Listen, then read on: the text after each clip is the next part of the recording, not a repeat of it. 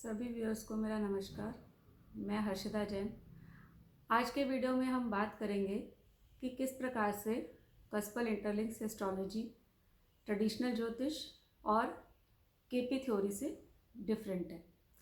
देखिए, जो ट्रेडिशनल ज्योतिष है, जैसे कि हम अपनी पराशर ज्योतिष भी कहते हैं, पहले मैं आपको उसके कुछ क्वालिटीज़ बताती हूँ कि किस तरह से एक चार्ट को हम किस प्रकार से देखते हैं।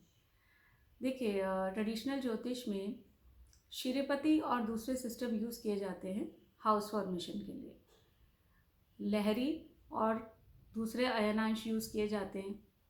भाव मध्य लिया जाता है कैलकुलेशंस के लिए। जैसे कि जो भी आपके लग्न की डिग्री होती है उसको सेंटर मानकर भाव मध्य से भाव मध्य यानी कि 15 डिग्री इधर और 15 डिग्री इधर ले लिया जाता है।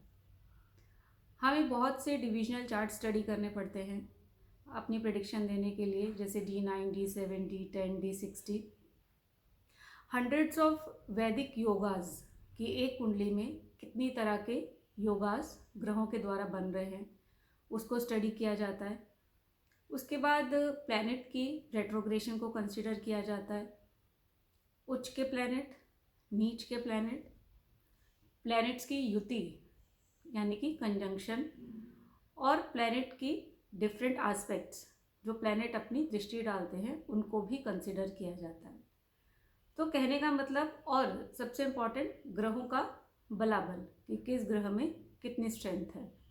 तो ये सारे पैरामीटर्स को देखने के बाद ही एक चार्ट को पढ़ा जाता है और फिर प्रेडिक्शंस दी जाती हैं। अब मैं आती हूँ कस्पल के ऊपर। कस्पल इंटरलिंक्स जो है वो प्लेसिडियस सिस्टम पर काम करता है और खुल्लर आवर्ली अयनांश लिया जाता है। प्लेसिडियस सिस्टम में क्या होता है कि हाउस फॉर्मेशन के लिए जो भी आपकी लग्न पर डिग्री राइज करती है वो ही स्टार्टिंग पॉइंट ऑफ हॉरोस्कोप माना जाता है। इसमें भाव मध्य से भाव मध्य नहीं लिया जाता और उसी डिग्री के अकॉर्डिंग आपके आगे के जो भी कस्प होते हैं वो फॉर्म होते हैं और उन पर जो डिग्री राइज करती है वो starting point of the cusp कहलाती है। और इसमें क्या होता है कि कभी भी 12 घर बराबर 30 डिग्री के नहीं होते। कोई घर बड़ा भी हो सकता है और कोई घर छोटा भी हो सकता है। कोई घर आपका 24-25 डिग्री का भी हो सकता है और कोई 34-35 डिग्री का भी हो सकता है। और यही वजह है कि भाव चार्ट में प्लैनेट की पोजीशन बदल जाती है। वो मैं आपको समझाती हूँ कैसे। और एक चीज़ और सबसे मेन कि कस्पल में हम राशि चार्ट में प्लैनेट्स की पोजीशन को कंसिडर नहीं करते। हम प्लैनेट्स को हमेशा भाव चार्ट में ही पढ़ते हैं। अब जैसे देखिए, लग्न की डिग्री किसी की जिस समय जन्म हुआ 12 डिग्री 30 मिनट 20 सेकंड पे लग्न राइज हो रहा है, तो उसका हॉरोस्कोप वहीं से स्टार्ट किया जाएगा।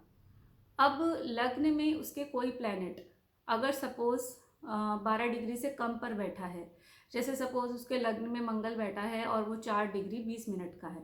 अब उसका लग्न तो 12 डिग्री से स्टार्ट हो रहा है, तो यानी कि उसके हॉरोस्कोप की स्टार्टिंग वहीं से मानी जाएगी। तो इस तरह भाव चार्ट में वो मंगल उसके 12वें भाव में चला जाएगा। तो इसी तरह कई प्लैनेट की पोजीशन भाव चार्ट में बदल जाती है। और कभी कभी क्या होता है कि भाव छोटे बड़े होने के कारण कभी कभी एक भाव का क्षय भी हो जाता है, यानी एक राशि का क्षय भी हो जाता है। तो जिससे हम देखते हैं कि कई बार भाव चार्ट में क्या 2 हाउस पर सेम राशि राइज कर रही होती है। तो ये प्लेसिडियस सिस्टम की विशेषता है। और खुल्लर आवर्ली अयनांश हम लेते हैं। और सबसे जो बड़ी बात है, हमें किसी भी प्रकार के कोई भी योगाज याद करने की ज़रूरत नहीं है। हम किसी भी प्रकार के कोई वैदिक योगास कंसिडर नहीं करते। रेट्रोग्रेशन को कंसिडर नहीं किया जाता। प्लैनेट उच्च का है, नीच का है, कंजंक्शन, आस्पेक्ट, इन सब चीज़ों को भी कोई महत्व नहीं दिया जाता। तो ये प्रश्न आना स्वाभाविक है, जब हम इन चीज़ों को लेते ही नहीं हैं तो हम कैसे कुंडली को पढ़ते हैं, वो मैं आपको आगे के वीडियोज़ में बताऊंगी। और इसमें जो ग्रहों की स्ट्रेंथ चेक की जाती है वो ऐसे चेक की जाती है कि सपोज़ एक प्लैनेट है, वो किसी राशि, स्टार, सब और सब में होगा। तो जो भी प्लैनेट एज अ सब लॉर्ड आता है वो सबसे स्ट्रॉन्ग माना जाता है, सब लॉर्ड उससे वीकर, स्टार लॉर्ड उससे वीकर, और राशि लेवल पर वो सबसे वीक माना जाता है। और इसी तरह इसी में कस्पल सिग्निफिकेशंस को यूज़ किया जाता है। प्लैनेट्स की खुद की सिग्निफिकेशंस नहीं ली जाती, कस्पल सिग्निफिकेशंस को यूज़ किया जाता है, जो कि हम आगे के वीडियोज़ में सीखेंगे। क्योंकि देखिए इसका नाम क्या है, कस्पल इंटरलिंक्स। तो किस तरह से 12 कस्प में लिंक्स फॉर्म होते हैं वही कस्पल इंटरलिंक्स है। और इसकी जो सबसे मेन बात है कि देखिए योगाज में क्या होता है कि अगर कोई योगाज है, कभी कभी वो 2 हॉरोस्कोप में 4 हॉरोस्कोप में लग जाते हैं, लेकिन कई बार वो 10 हॉरोस्कोप में काम ही नहीं करते। तो कस्पल की सबसे खास बात क्या है कि जो इसके नियम बनाए गए हैं वो सभी कुंडलियों में एक से ही लगेंगे। ऐसा नहीं है कि एक कुंडली के लिए कुछ और नियम है या दूसरी में कोई और योग लग रहा है। मतलब कुंडली को पढ़ने का जो एक सिस्टमैटिक तरीका है वो सभी कुंडलियों के लिए समान है। वो कुछ पैरामीटर्स बनाए गए हैं, वो स्टेप बाय स्टेप हमें चलना होता है, तो वो सभी कुंडलियों में समान रहता है। तो उसमें कोई भी गलती की गुंजाइश होनी बहुत कम हो जाती है। आप स्टेप बाय स्टेप चलते हैं और कुंडली को जज करते हैं। अब मैं आती हूँ केपी एस्ट्रोलॉजी के ऊपर। देखिए कस्पल इंटरलिंक्स केपी का ही अपडेट वर्जन है, इसको कई लोग एडवांस केपी भी कहते हैं। इसको खुल्लर सर ने डेवलप किया। तो जो केपी एस्ट्रोलॉजी में कुछ कमियां थी उसको उन्होंने आगे अपडेट किया। देखिए लेकिन इसके नियम भी केपी से थोड़े फ़र्क हैं, वो मैं फ़र्क आपको बताती हूँ।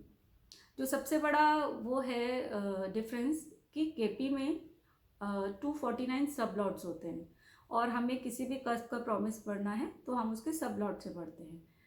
लेकिन कस्पल में हमारे पास सब लॉट्स हैं 2193। तो हमें कहीं का भी प्रॉमिस पढ़ना है हम सब लॉट से पढ़ते हैं। तो यानी कि केपी में हमने एक 360 डिग्री का जो जोडिएक था उसको हमने 249 पार्ट्स में डिवाइड किया। कस्पल में हमने उसी जोडिएक को 2193 पार्ट्स में डिवाइड कर दिया। उसके बाद दूसरा डिफरेंस, केपी में रेट्रोग्रेशन को कंसिडर किया जाता है लेकिन कस्पल में नहीं किया जाता। केपी में प्लैनेट्स की सिग्निफिकेशंस को लिया जाता है, कस्पल में कस्पल सिग्निफिकेशंस को लिया जाता है।